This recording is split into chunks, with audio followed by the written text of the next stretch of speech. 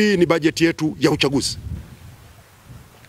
Ni bajeti ya uchaguzi kwa sababu katika bajeti itakayosomwa kesho ndio itakayotoa fedha zitakazohudumia uchaguzi wetu tunaotarajia ufanyike baadaye mwaka huu. Lakini la pili, serikali imejenga uwezo wa udhibiti wa matendo yasiyofaa katika mitandao ya kijamii. Na ndio hapa ninapokuja kuzungumzia sheria ya makosa ya mtandao ya mwaka 2015. Wengi wanaofanya hivyo ni wanafunzi wa vyuo. Na nataka nikuhakikishie wote tunawapata. Bahati mbaya wanatumika. Naomba kutumia mkutano huu kuwaomba wanafunzi na vijana wote walioko mitaani, maana sio wanafunzi peke yao. Tutumie mitandao ya kijamii kwa manufaa. Tutumie mitandao ya kijamii kujifunza. Tutumie mitandao ya kijamii kujielimisha, kufanya biashara, kuunganishwa wenyewe kwa wenyewe, kuwasiliana na watu mbalimbali, kuburudika na matumizi yote yenye manufaa.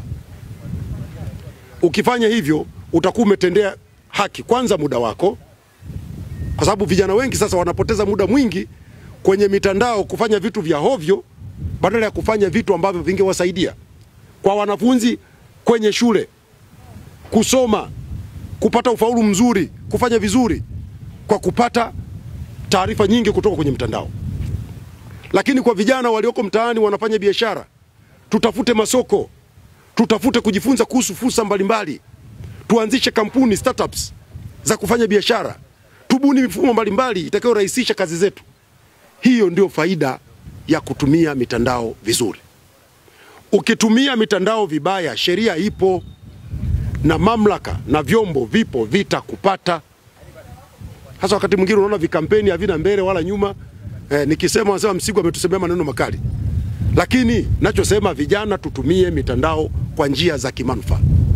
Ukifanya makosa tutakupata. Tutakupata. Sheria inakataza kutukana. Sheria inakataza kufanya uchochezi. Sheria inakataza kuzua taharuki. Sheria inakataza kudhalilisha. Tumeanza kuona kwenye mitandao watu wanafanya makosa haya. Sasa naomba niwaambie vijana, hakuna atakayefanya makosa haya akabaki salama. Tutakupata. Litakuwa ni swala la muda tu. Hatukukupata leo, tutakupata kesho, tutakupata kesho kutwa, tutakupata wiki ijayo, tutakupata mwakani. Jinai haifi. Na tukiwakamata vijana hawa wengi utasikia nilikuwa sijui. Kwenye sheria kuna msemo wa Kikinga unasema ignorance to law has no defense. Kuto kujua sheria sio kinga. Ukifanya makosa ya mtandao, haya niliyoyasema, uwe unajua, uwe hujui, sheria ni msumeno.